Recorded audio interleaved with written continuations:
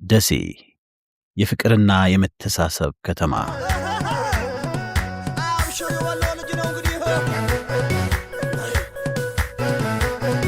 በዚች በተራሮች በተከበበችው ውብ ከተማ እምብርት ላይ አንድ የህይወት የደም ስራ አለ። የሺዎች መገናኛ፣ የሺዎች መሸኛ፣ የደሴ ከተማ አውቶቡስ መናኸሪያ።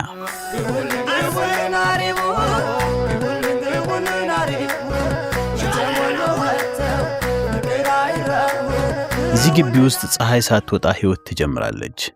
እዚህ ግቢ ውስጥ ኢትዮጵያ ካርታ በሰው እግር ይሳላል።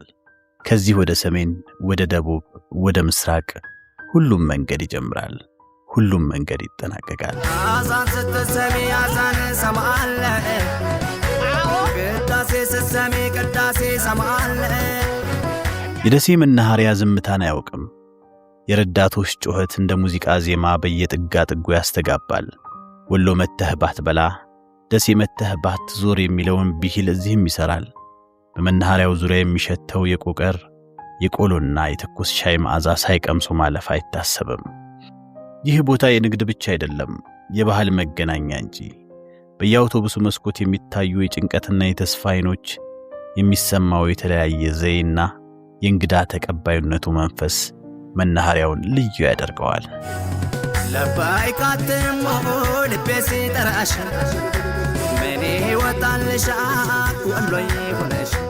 ለመሆኑ በዚህ መናኸሪያ ስንት የናፍቆትን ባፈሱ ይሆን? ስንትስ የደስታ መገናኛ ይሆኑ ይሆን? አንዳንዱ ለትምህርት ሲሄድ ቤተሰቡን በስስት ይሰናበታል።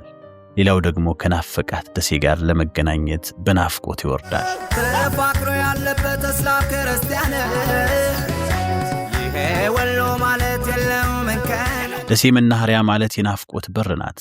ለአንዳንዶች የናፈቁት የሚሰሙበት፣ ለሌሎች ደግሞ ውድ ዘመዶቻቸውን ደህና ሰንብቱ ብለው የሚሸኛኙበት የትዝታ መድረክ።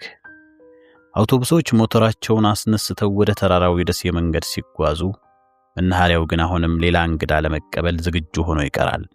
የደሴ መናኸሪያ ከመናኸሪያነትም በላይ ነው። የኢትዮጵያውያን ትስስር፣ የጉዞ ትርጉምና የወሎዮች እንግዳ ተቀባይነት መገለጫ ነው።